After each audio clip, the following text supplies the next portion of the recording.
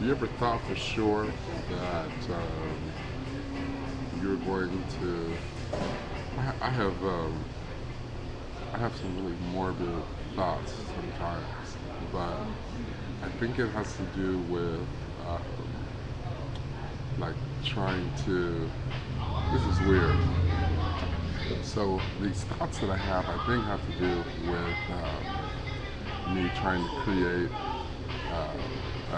enriched experience out of just about anything.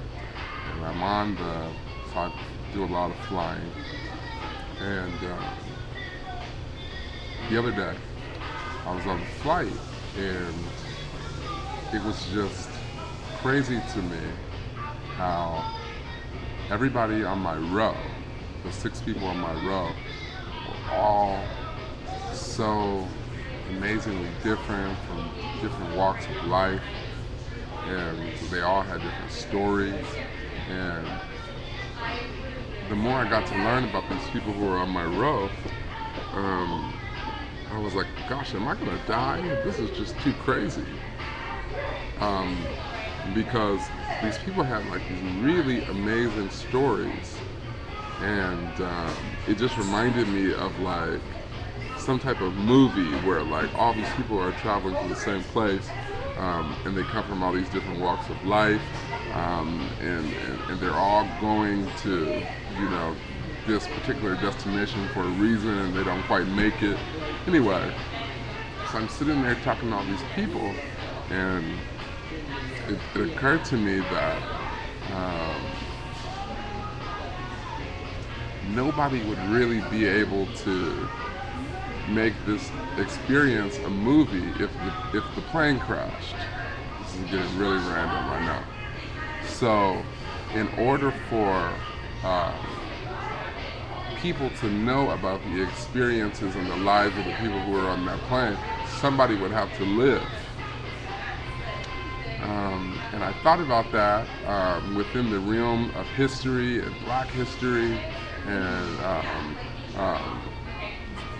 movements and time, and even in from the from a religious standpoint. And it was just kind of you just have those aha moments. But anyway, so I'm on this plane, and there's six of us. I think we're flying from LAX to Portland, but the plane stops in Sacramento. So the people who are on the plane are starting over here. So I'm on the right side of the aircraft, and then there are three people on the other side. So the three people on the other side, the woman by the window wasn't really interested in talking to us. She was reading a book on her, what do you call those things? Kindles. All right, so she's reading a book on her Kindle. And I just got into this deep thought about like technology and older people, and how one of the things that kind of got me to thinking is how like our minds don't often allow us to, I don't know, I guess think we can accomplish certain things, especially with age. And I'm thinking about like my grandma and how she uses her cell phone, and my mom, how she can't quite, she can't, she thinks that it's impossible for her to know how to fix things, so she doesn't try. Anyways, this lady using this Kindle just got me into having all these kinds of thoughts. And the flight attendant asked me, while in the middle of my thought, if I was a football player, right? So this sort of just like opened up like this great communication between these five people on both sides of me. And I said, no, I'm not a football player. That's the 17th time that somebody's asked me today. I happen to have on like an Oregon sweatshirt. And the couple on this side, on the other side of the aisle, one was, they were both in their second marriage to one another. Not their first marriage was to somebody else, but they're in their second marriage to one another. And one went to Oregon State, and one graduated from Oregon State, one graduated from Oregon. The man had a son who was currently going to Oregon State where he went, and the woman had a daughter who was currently going to the University of Oregon where she went. And there was like this crazy, like really, really crazy chemistry between the two. It was like almost like they were newlyweds. But so my thought about the technology and age and all that kind of stuff is like totally halted because the flight attendant asked me if I play sports. So I started talking to them about, do they have season tickets to the Oregon game or do they have season tickets to the Oregon State game? And they say, well, we have season tickets to the Oregon game, so on and so forth. So I'm just like in this daze about, just the relationship and how, people with like very interesting differences can live and love and have so much in common. And, I didn't even know if they were newlyweds. They could have been married for a long time as far as I know. But that was just very interesting to me. So, mind you, the plane has not, we have not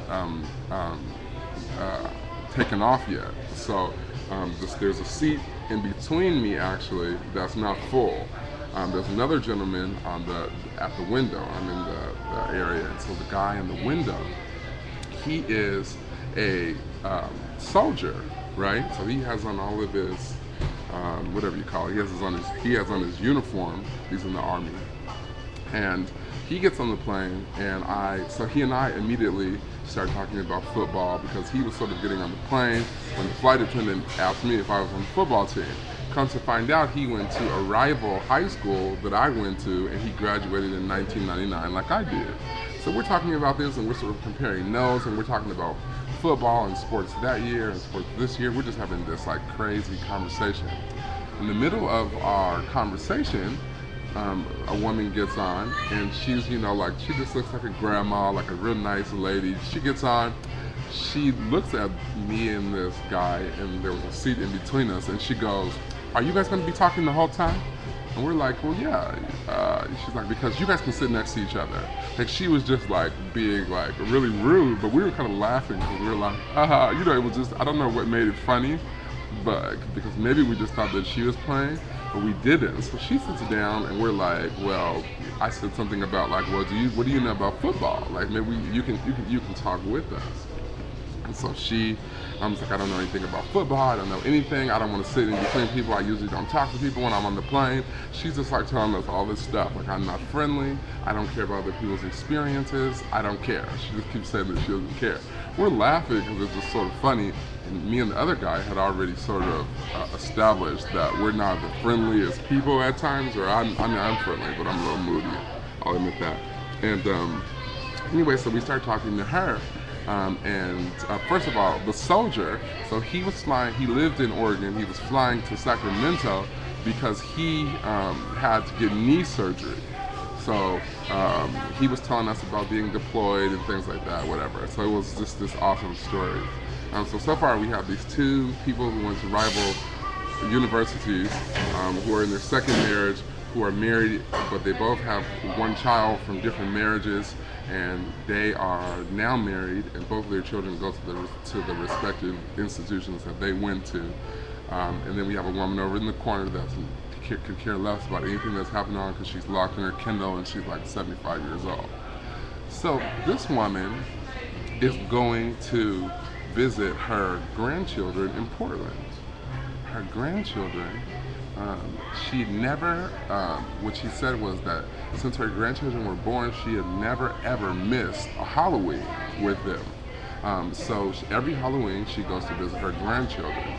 Well, last year around Halloween, her husband somehow got on the top of the list to get a heart transplant. So he got a heart transplant, and then he was in the hospital for a whole year, and she was afraid to leave Southern California where she lived. I don't know. Yeah, Southern California, somewhere random in California where she lived. And she's like, well, this is the first time that I've been able to really leave since my husband had his heart surgery. He's got a new heart. So she's telling us about this experience and how she, you know, she loves her grandkids and she would do anything for them. And we're asking about, you know, like what it was like to have a husband in the hospital and to get a heart transplant and, you know, his recovery. And so it's just funny because all of these different lives and like being able to discuss where we're from, and it wasn't like any deep, like sentimental, tear-jerking thing. It was just all so light and sort of funny, and the thing that I grasped from it the most is that people, you know, I guess no matter what you go through, you know, there's laughter and there's joy. That's not what I grasped from it. I'm lying. I'm just pontificating out loud now. But it was just interesting because, so we got off the plane. The plane landed in Portland. It was just so interesting because the lady that I was sitting next to, I just had this really interesting connection with her because she was like really frank and really forward and just sort of like, well, I don't do this. I don't like people. We just thought it was interesting. But anyway, I thought to myself like, gosh, what a great movie this would make. And I decided I'm going to, so I jotted down most of this stuff, but I don't know what notepad. I have this craze with collecting notebooks. So anyway, isn't that, if you're still here, hopefully you think that's interesting, but I don't know. Hi, bye.